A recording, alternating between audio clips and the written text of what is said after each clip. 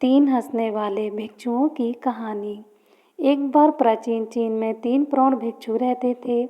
उनके नाम आज किसी को भी याद नहीं है, क्योंकि उन्होंने कभी भी किसी को अपने नाम बताए ही नहीं थे।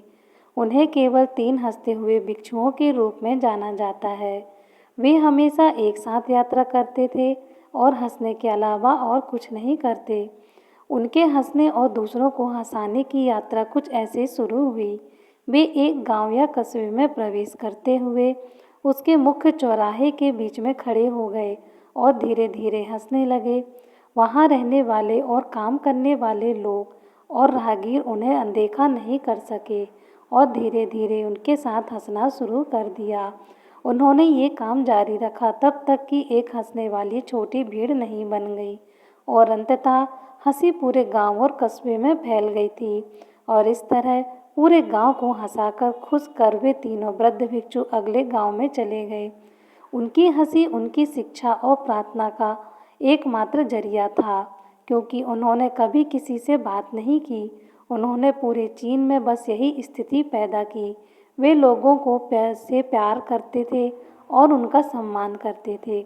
लोग ऐसे आध्यात्मिक शिक्षकों को पहले या बाद में कभी नहीं मिले थे। उनका मानना था कि जीवन को हमें खुशी और आनंद के बड़े अवसर की तरह स्वीकार करना चाहिए। उन्होंने किसी प्रकार के लौकिक मजाक की खोज की थी, इसलिए उन्होंने कई वर्षों तक यात्रा की और हंसते हुए पूरे चीन में आनंद और खुशी फैलाई, जब तक कि एक दिन उत्तरी प्रांत के एक विशेष गांव में रहते हुए उनमें से एक की मृत्यु हो गई। लोग चौंक गए थे और दूर दूर से भागते हुए आए थे इस अलग से दिन के लिए, खेतों को छोड़कर केवल अन्य 2 भिक्षुओं की इस नाटकीय घटना पर प्रतिक्रिया देखने के लिए। सभी लोग उम्मीद कर रहे थे कि वे दुख दिखाएंगे या रोएंगे और पूरा गांव उस स्थान पर आ गया जहां 3 भिक्षु थे, 2 जीवित और एक मृत। सबके आश्चर्य के बीच शेष 2 भिक्षु केवल जोर से हंस रहे थे। वे हंस रहे थे और हंसे ही जा रहे थे और रुकने का नाम ही नहीं ले रहे थे। कुछ लोग जो सहायता कर रहे थे उनके पास पहुँचे और उनसे पूछा कि वे ऐसा क्यों कर रहे हैं।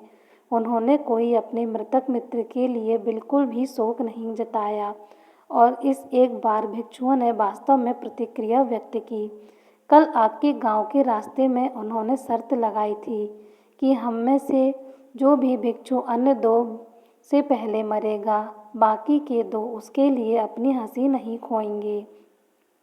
उसने एक वसीयतनामा भी तैयार किया था, जिसमें मृतक को चिता पर डालने से पहले मृतकों को धोने और उनके कपड़े बदलने की परंपरा थी। लेकिन बूढ़े साधु ने स्पष्ट रूप से कहा था उस पर पुराने कपड़े छोड़ने के लिए, क्योंकि वह एक दिन के लिए कभी भी मैला नहीं हुआ था।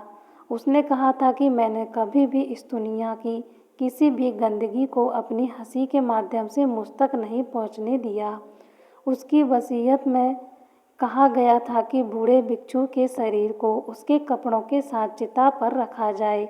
उसके अंतिम संस्कार के दौरान वही पुराने कपड़े उस मृत शरीर पर थे और जैसे ही आग जली और उसके कपड़ों को जलाना शुरू किया, हर कोई हैरान रह गया कि अचानक 100 रंगों की आतिशबाजी ऊपर और नीचे और सभी दिशाओं में फटने लगी और आखिरकार वहां जमा हुए लोग भी उसकी हंसी में शामिल हो गए। शायद एकमात्र कारण है कि हम इस धरती पर हैं ताकि हम हंस सकें और खुश हो सकें और कभी भी आनंद और हंसी का अनुभव करना बंद ना करें।